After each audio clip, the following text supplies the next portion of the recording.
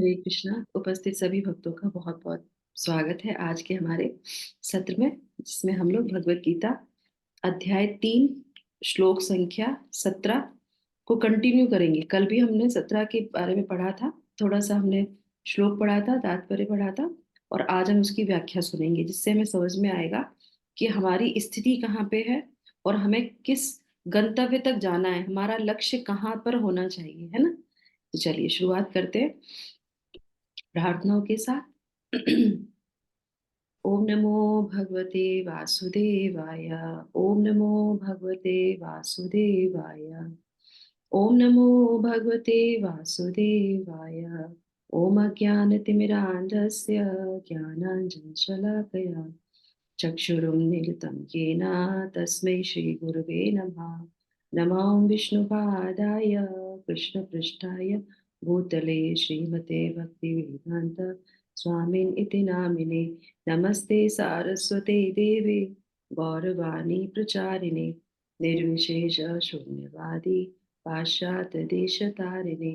जय श्री कृष्णा चैतन्य प्रभु नित्यानंदा श्री अद्वैत गदाधर श्रीवासादि गौर भक्तवृंदा। हरे कृष्णा कृष्णा कृष्णा हरे हरे, हरे रामा राम रामा हरे हरे। जगत गुरु श्रील प्रभुपाद की जय। भगवत वाणी भगवत गीता जी की जय। गुरु महाराज की जय। हरे कृष्ण।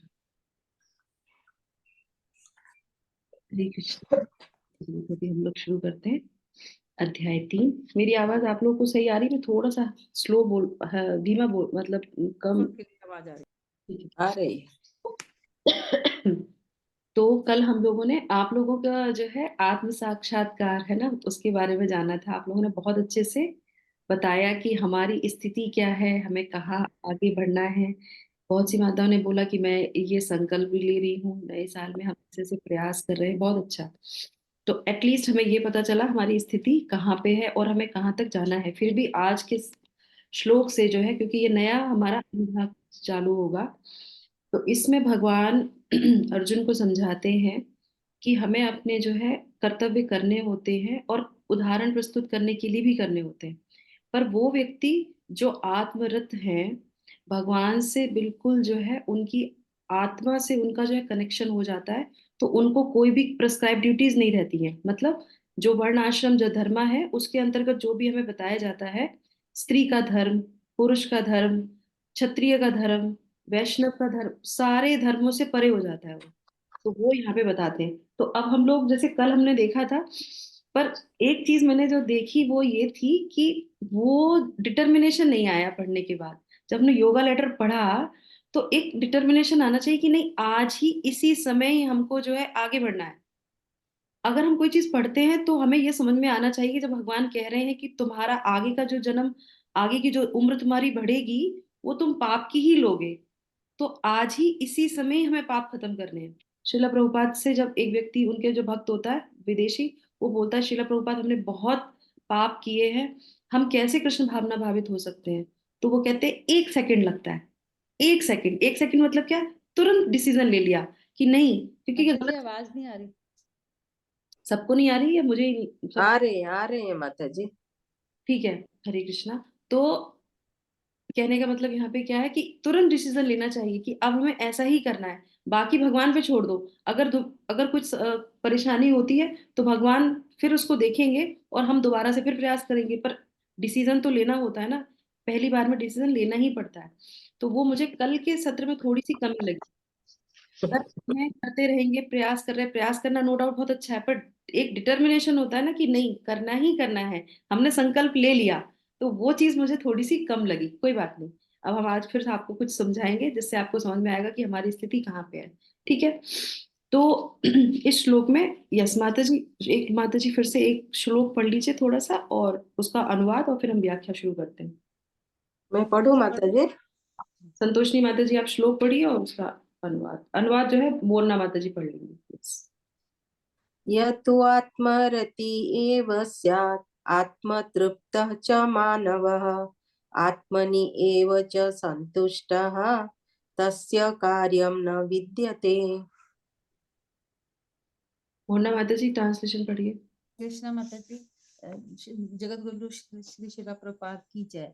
जो व्यक्ति पूर्णतः भावना कृष्णा भावना भावित है और अपने कृष्णा माता जी, भावना इसका तात्पर्य नहीं पढ़ना है, अनुवाद पढ़ना जो किंतु जो व्यक्ति आत्मा में ही आनंद लेता है तथा जिसका जीवन आत्म साक्षात युक्त है और जो अपने में ही पूर्णतः संतुष्ट रहता है, उसके लिए कुछ करनीय नहीं होता है। करनी है। जी क्या नहीं रहते हैं, कर्तव्य करनी है नहीं रहते हैं। Very nice, thank you so much Santoshi Mata जी और मोना माता जी। तो यहाँ पे शब्द क्या आ रहा है, यहाँ पे कह रहे हैं भगवान आत्मरति, आत्मा में ही आनंद लेते हुए। ट्रांसलेशन को आप ध्यान से पढ़ लीजिए क्योंकि शब्द बहुत इंपॉर्टेंट है।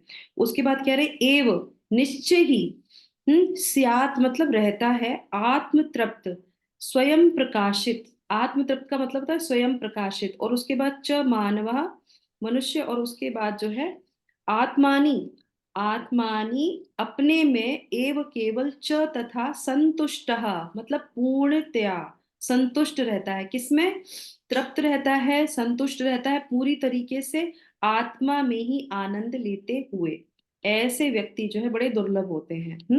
चलिए, तो अब हम लोग यहाँ पे जो है व्याख्या ले लेते हैं। तो सबसे पहले, मेरे कान भी बंद हो रहे हैं सर्दी की वजह से, ना सुनाई दे रहा है। ओके। तो यहाँ पे जो है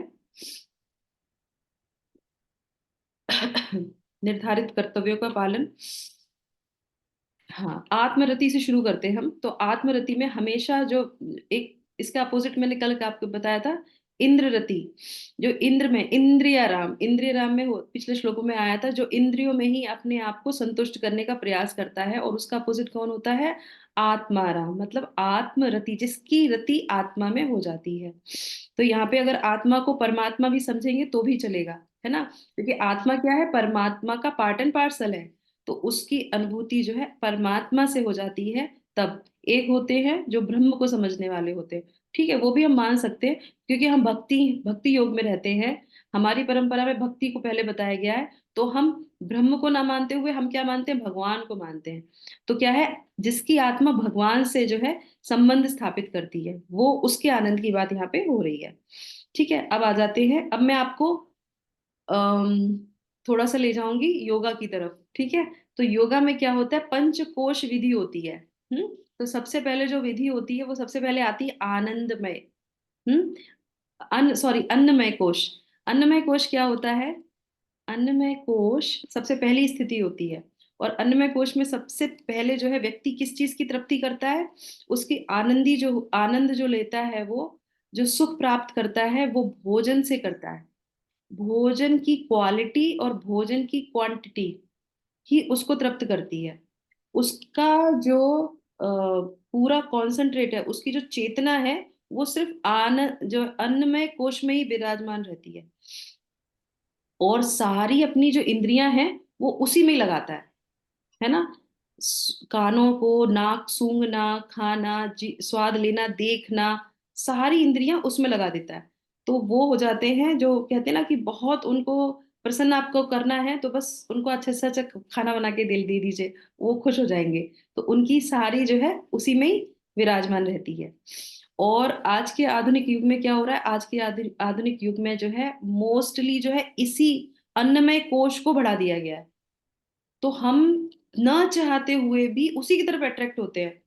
टीवी खोलेंगे तो कुछ एडवर्टाइजमेंट आ रहा होगा, सड़कों पे जाएंगे तो इतने सारे रेस्टोरेंट हैं, और वो भी नए नए स्टाइल से, नई नई नाम, नई नई चीजें करके कि बस आप आ जाइए, अब आ जाइए। पर हमारा जो मनुष्य शरीर है वो अन्नमय कोश के लिए ही नहीं है, उसको ऊपर भी बढ़ना होता है। ठीक है, तो ये हो गया अन्नमय कोश। तो हम समझ सकते हैं कि हमारी जिह्वा कितनी ज्यादा आतुर रहती है खाना खाने के लिए। और इसी के अंदर का आ जाता है लहसुन प्याज, इसी के अंदर आदत जाता है चाय कॉफी। करेक्ट, इसी वजह से तो नहीं छोड़ पाते हैं क्योंकि हमारी अन्नमय कोश जो है इतना डेवलप है कि और इंद्रियों को जो है कंट्रोल कर रखा है। तो ध्यान रखना चाहिए कि हम अपनी जिह्वा भी कंट्रोल नहीं कर पा रहे या किसी और को भी नहीं करवा पा रहे हैं। तो वो हमारा यहाँ पे डोमिनेट कर देता है ये कोश। चलिए, इसके बाद जो है थोड़ा सा ऊपर जब चेतना बढ़ती है, अन्नमय कोश से जब ऊपर चेतना बढ़ती है तो कौन सी आ जाती है? प्राणमय। अब प्राणमय कि चेतना क्या होती है, इसमें आ जाते हैं, क्रियात्मक हो जाते हैं। अन्नमय से ऊपर जब आते हैं चेतना तो क्रियात्मक हो जाती है, मतलब एक्टिविटी करेगी वो। अब उसे लगता है कि नहीं, खाना पीना ही सब कुछ नहीं होता है, कुछ करना चाहिए, कुछ एक्टिविटी होनी चाहिए। तो उसमें क्या होता है, उसमें फिर वो जो है कुछ ना कुछ एक्टिविटी करेगा। स्पोर्ट्स पर्सन देख लीजिए आप, उनकी चेतना जो है, स्पोर्ट्स नहीं करेंगे, योगा नहीं करेंगे तो दिन हमारा खराब हो जाएगा, हमको तो ये करना ही करना है। उनका वो जो कोश होता है, प्राणमय कोश, वो डेवलप होता है। तो उनको लगता है आहार नहीं हो कोई दिक्कत नहीं है, हम निराहार रह सकते हैं, हम व्रत रह सकते हैं, हम कंट्रोल कर लेंगे आहार पे। पर हमको जो है एक्टिविटी बहुत जरूरी है, कोई ना कोई हम एक्टिविटी करेंगे ही करेंगे। तो वहां पे उनकी चेतना जो है इसमें रह जाती है, चल रहते हैं, वो हमेशा चल रहते हैं। उसके बाद आ जाते हैं, जब इससे ऊपर की चेतना जब बढ़ती है, इस कोश से जब ऊपर जाते हैं तो कहाँ पे आ जाते हैं, मनोमय। मनोमय कोश, चल हमारा जो है, प्राणमय कोश हो गया चल, और मनोमय क्या हो गया, चंचल। ये बिल्कुल चंचल होते हैं। कैसे होते हैं, क्योंकि इनकी चेतना जो है मस्तिष्क पे पहुंच जाती है। मस्तिष्क मतलब जो होते हैं, क्रियात्मक तो रहते हैं पर कैसे, मानसिक क्रियात्मक बहुत होते हैं। इनको कुछ ना कुछ मेंटली कोई चीज करने की जरूरत है, करेंगे ही करेंगे, नहीं करेंगे तो विचलित हो जाएंगे। और ये जो है मानसिक क्रियात्मक जो स्तर होता है इनका, ये ज्यादातर जो है इमोशंस आ जाते हैं। हम्म जब आप किसी जगह पे स्थायी नहीं होते हैं तो वहां पे डामाडोल होने की स्थिति होती है, चाहे किसी भी कोष में हो। तो इसीलिए बोलते हैं ये सारी जो कोष हैं एक के बाद एक ऊपर बढ़ते रहते हैं, तो कहते हैं कि मेडिटेशन होना जरूरी है, कहीं पे स्थित होना जरूरी नहीं। तो क्या होगा, सारे कोषों में क्या होता है, उतार चढ़ाव होता रहता है, स्थित नहीं है ना एक जगह, टिके नहीं है किसी एक जगह। तो इस स्थिति में भी, जबकि चेतना ऊपर है, स्तर ऊपर बढ़ गया, उसके बाद भी क्या होता है, कहते हैं ना मूड स्विंग्स हो जाता है। एकदम से इमोशंस हो जाते हैं, एकदम से सैड हो जाते हैं, एकदम से खुश हो जाते हैं। ये क्या होता है, मेंटली एक्टिव, एक्टिव तो बहुत रहते हैं, पर मूड स्विंग्स बहुत होता है इन लोगों को। और उसके बाद जो है, इसी में जो है, इसको बोलते हैं चंचला। तो मना चंचला तो अर्जुन भी बोलते हैं भगवत गीता में। तो इनके जीवन में लक्ष्य समझ में नहीं आता, इसीलिए स्थिति जो है बहुत डामाडोल रहती है। और ये जो है किस तरीके के लोग होते हैं, जैसे आपने देखा होगा, क्योंकि बुद्धि प्रखर है, और मानसिक मन से जो है, मतलब मस्तिष्क से जो है, बुद्धि से जो है कार्य करते हैं।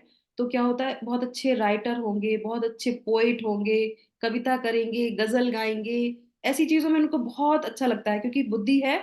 और वो कभी इमोशंस के बड़े कभी बहुत अच्छी अच्छी पोइट लिखेंगे, कुछ कोटेशंस बहुत अच्छे लिखेंगे, कुछ नोट डाउन करेंगे, क्योंकि उनकी बुद्धि कहीं ना कहीं लगी रहती है, और वो कुछ ना कुछ ऐसी क्रियात्मक चीजें करते रहते हैं। पर बहुत मुश्किल है इसमें, डामाडोल होने की स्थिति हमेशा रहती है।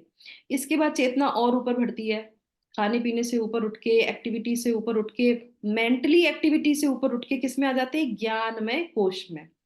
अब ज्ञानमय कोश में आ जाते हैं तो क्या होता है, इंटेलिजेंट, इंटेलिजेंट पर्सन, इंटेलेक्चुअल हो जाते हैं बहुत।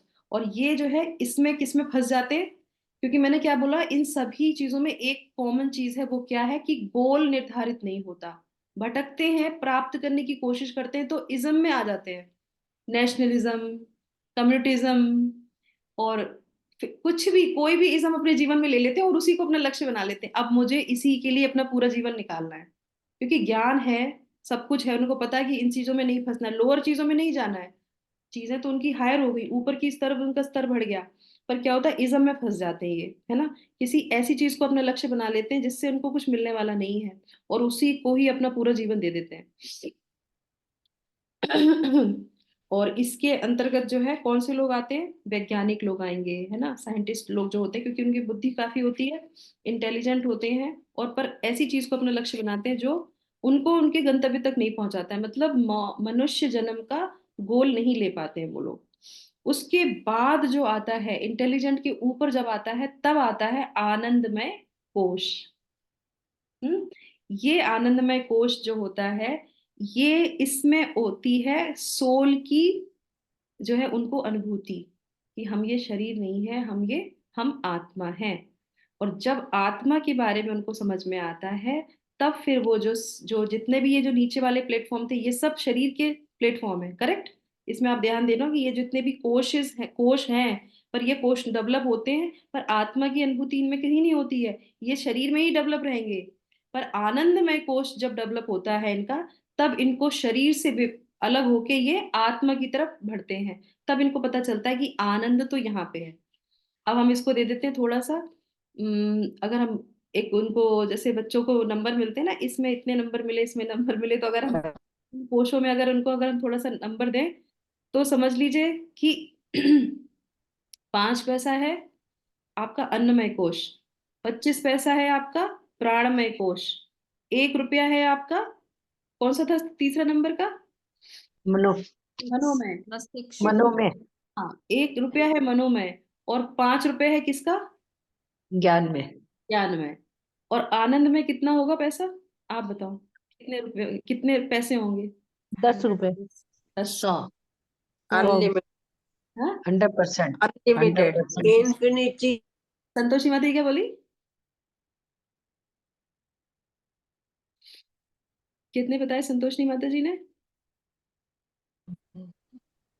मुझे आवाज नहीं आ रही। Yes, Infinity, infinity. We've reached the maximum. Infinity. $1 billion जो हमारे पास कभी नहीं होंगे। $1 बिलियन, इसकी कोई आप जो है गिनती नहीं कर सकते, ये वो स्तर है। तो आत्मरति, ये जो आत्मरति के बारे में पढ़ रहे हैं, ये वो स्तर है। तो इसको किसी और स्तर से आप जोड़ नहीं सकते। ये कितने भी कोश आपके डेवलप हो जाएं, आप स्पोर्ट्समैन हो, आप अच्छे फूडी हो, आप कुछ भी कर लेते हो, पर जो आत्मरति है, उसके लिए भगवान क्या बोल रहे हैं, कोई कार्य करने की आवश्यकता नहीं है। आप सोचिए, हम लोग हैं इस स्तर में, हम लोग नहीं है, तो हम लोगों को तो कार्य करने की आवश्यकता है। इसीलिए मैंने ये बताया कि अपनी अपनी पोजीशन समझ लो, कि अन्नमय उसमें है हम, जो है अन्नमय कोश में है, कि मनोमय कोश में है, कि किस में है, आनंद में तो नहीं है। अब इसके आगे मैं आपको एक और चीज बताती हूँ बहुत अच्छी। इसमें जो पिछले वाला जो श्लोक पढ़ा था, कभी कभी पहुंच जाते हैं, थोड़ा सा आनंद आता है आत्मा के तरफ। यस, यही बोलने जा रही थी। यस, हमको भी क्षणिक आनंद आता है। अगर हमें आनंद ना आए, तो हम स्पिरिचुअल पाथ नहीं पकड़ेंगे।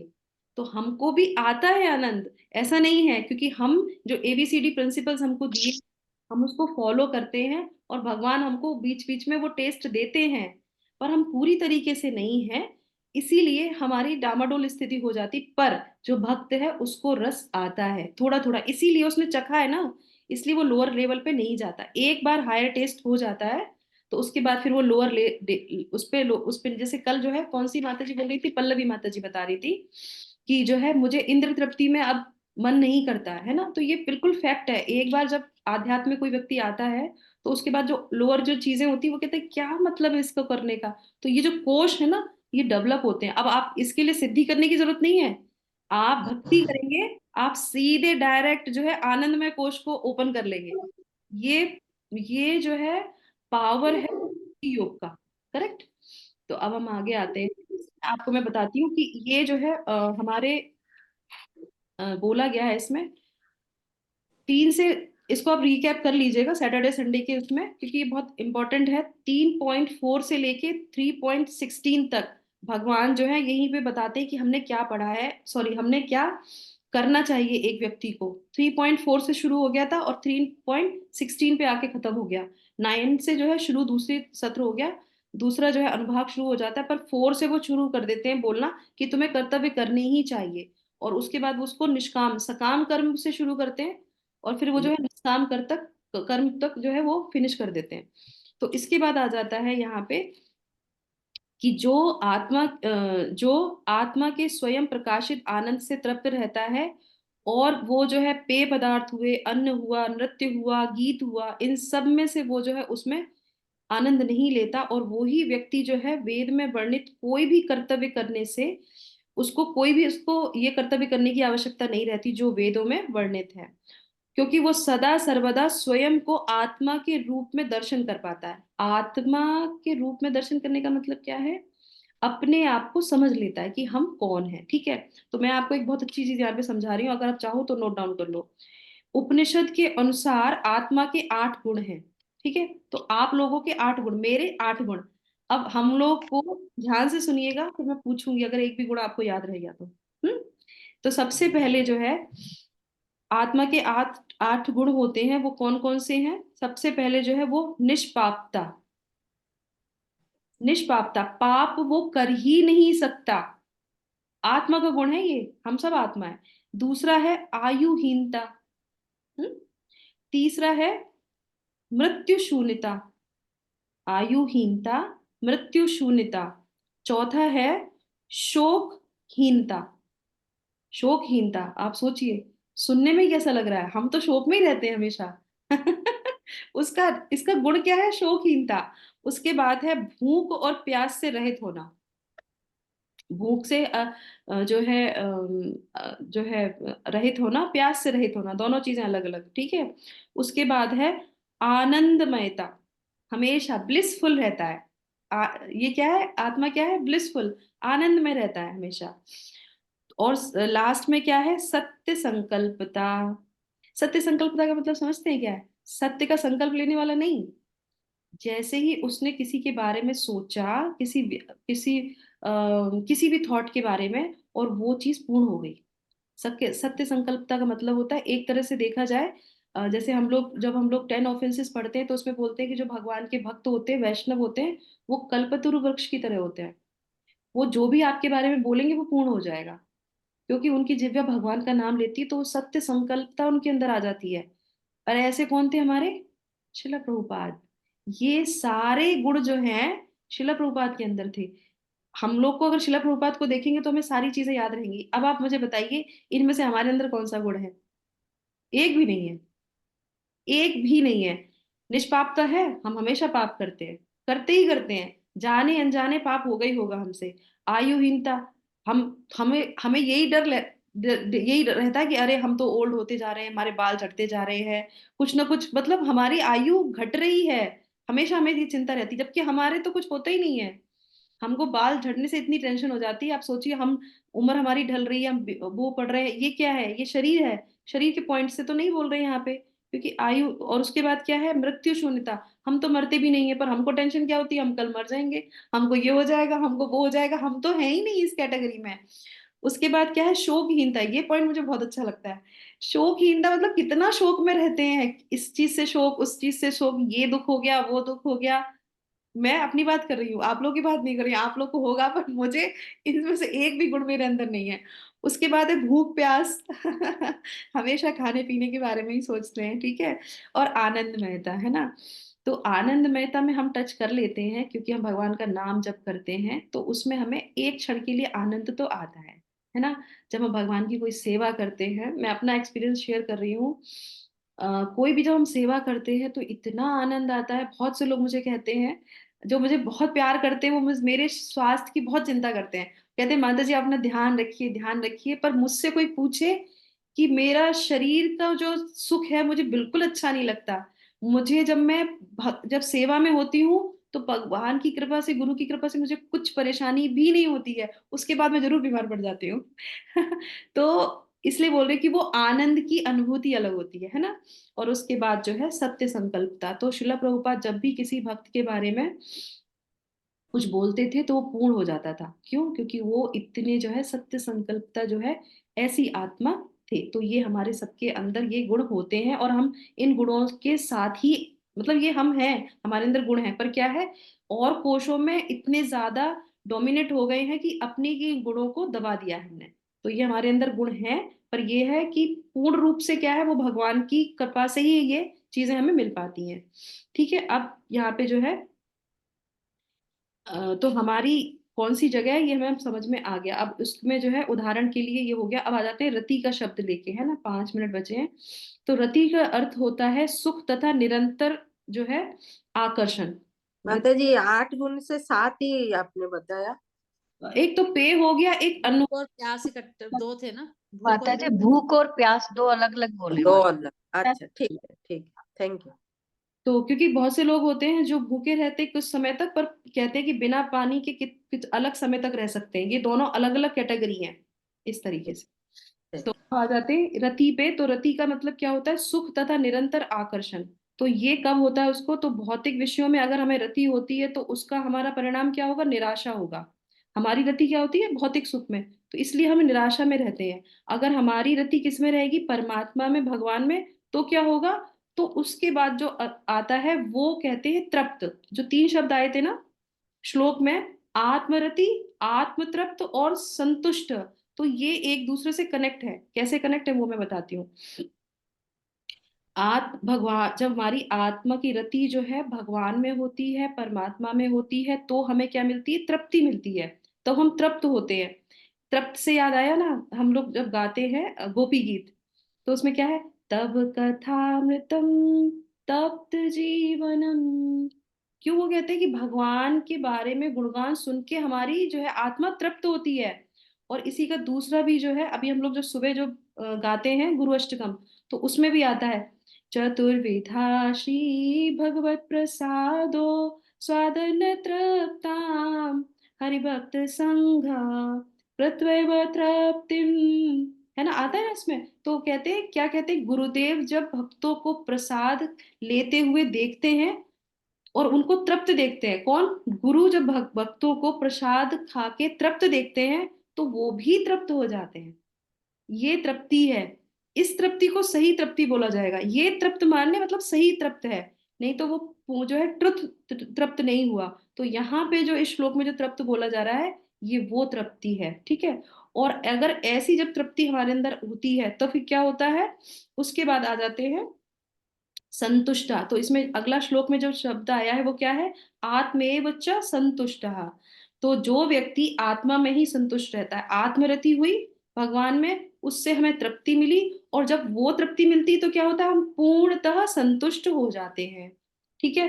तो केवल भगवान की रति से ही तृप्ति नहीं वो होती, उसके बाद हमें संतुष्ट भी होना होता है। तो संतुष्ट का अर्थ क्या है?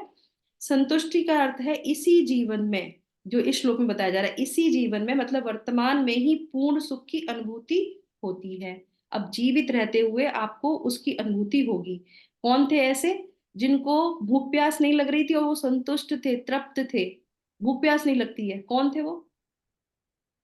गुणगान सुन रहे चैतन्य महाप्रभु, थे? चैतन्य महाप्रभु, श्री शिला प्रभुपाद जी। जड़ भरत। जड़ भरत, ठीक है। और जिन्होंने जो है 7 दिन तक ना खाना खाया ना पानी पिया? परीक्षित, परीक्षित महाराज, परीक्षित परीक्षित महाराज। तो वो तृप्त हो गए थे, पूर्णतः संतुष्ट हो गए थे, उन्हें और किसी चीज की जरूरत नहीं पड़ी। तो क्यों? इसी जीवन में जीवित रहते हुए। तो ये गुण है जो आत्मा के, ये डेवलप होने लगते हैं जब भगवान में पूरी तरीके से तृप्त हो जाता है, ठीक है। तो ये हो गया हमारा इसका। तो अब हम यहाँ पे समझ लेते हैं कि रति के धरातल पे क्या होता है। जो हम रति के धरातल पे होते हैं तो कृष्ण के गुणगानों को सुन के जो है हमें इसी जो है पृथ्वी पे रहते हुए हमें जो है सुख प्राप्त होता है। तो हमें हायर प्लेनेट पे जाने की इच्छा नहीं होती, हमें स्वर्ग लोक की इच्छा नहीं होती, क्योंकि हमें इसी धरती पे रहते भगवान के गुणगान सुन के हमें उनसे रति हो जाती है। इससे ऊपर जब हम उठते हैं तो क्या होता है? उसके बाद जो है हमें रति से थोड़ा ऊपर उठते हैं तो हमें तृप्ति के धरातल पर हमें ब्रह्मलोक, शिवलोक, सत्यलोक पे भी जाने की इच्छा नहीं होती, ठीक है। रति से तृप्ति और तृप्ति से फिर ऊपर जो है संतुष्टि, जब पूर्णतः संतुष्ट हो जाता है व्यक्ति तो क्या होता है? उसे भगवान के गुणगान और सेवा में इतनी संतुष्टि मिलती है कि वो क्या करता है, फिर उसको किसकी जरूरत नहीं पड़ती, बताइए क्या होगा? सत्यलोक छोड़ दिया, ब्रह्मलोक छोड़ दिया, स्वर्गलोक छोड़ दिया, अब क्या रह गया छोड़ने के लिए? विनोदनी माता जी, कौन बताएगा? फिर भक्त बनना है, उनका दास बनना है, कृष्ण का सेवा करना है, हाँ, परम गति को प्राप्त होता। सही। हाँ, सही पॉइंट पे आई संतोषनी माता जी कि भक्त तो बन गया वो, भगवान की सेवा करनी है, पर अब मुझे ये भी नहीं चाहिए। क्या नहीं चाहिए? क्या रह गया छोड़ने के लिए? स्वर्गलोक जी, पृथ्वी लोक में भी मतलब जहाँ रह रहे हैं वो भी छोड़ने के लिए तैयार है ऐसा? नहीं, ये सारे सुख पृथ्वी पे ही उसको मिल रहे हैं। इसी जन्म में बोला मैंने, इसी जन्म में ये शरीर नहीं चाहिए अब उसको। नमस्ते शरीर से नमस्ते, सब दुनिया से नमस्ते। शरीर तो एक्चुअली में उसको पता है कि शरीर नहीं है, क्योंकि वो उस लेवल पे आ गया है, आत्मरति पे आ गया, वो आत्मा ही है। पर सेवा तो शरीर से ही करेगा ना, नहीं तो भूत बन जाएगा। तो शरीर नहीं चाहिए तो भूत बन जाएगा, वो नहीं, वो वाला कॉन्सेप्ट नहीं है यहाँ पे। क्या छोड़ने की? अच्छा अच्छा, ये बताओ भक्त लोग किसकी इच्छा करते हैं? वैष्णव कृष्णा भक्ति, भक्ति, कृष्णा भक्ति के लिए काम करना। वैष्णव संघ की, मुक्ति मुक्ति गुरु गुरु की नहीं सेवा नहीं, करनी। गोलोक धाम जाने की। यस, नीलम माता जी, बोलो। धाम जाने की। वो ये जब स्थिति आती है तो वो ये कहता है कि मुझे जो है वो वैकुंठ और परम धाम भी नहीं चाहिए, मैं यहीं पे रह के भगवान की सेवा करूंगा। आप जिस स्थिति में रखोगे मैं उस स्थिति में रहूंगा। शिला प्रभुपाद जब हम लीलामृता पढ़ते तो क्या लगते हैं, जब वो बुलाएंगे मैं चला जाऊंगा, नहीं बुलाएंगे तो मैं नहीं जाऊंगा, यहाँ पे उनकी सेवा करता रहूंगा, आखिरी सांस तक सेवा करूंगा, क्योंकि सेवा में उनकी रति है, भगवान की सेवा में रति है। अब हमारी गति क्या होगी हमें उससे कोई मतलब नहीं है, गति पे मतलब नहीं है, मुक्ति पे मतलब नहीं है, कहाँ जाना है पता नहीं है, जब तक है तब तक भगवान की सेवा करने, क्योंकि इसमें उनको पूर्णतः आनंद आता है, वो संतुष्ट हो जाते हैं।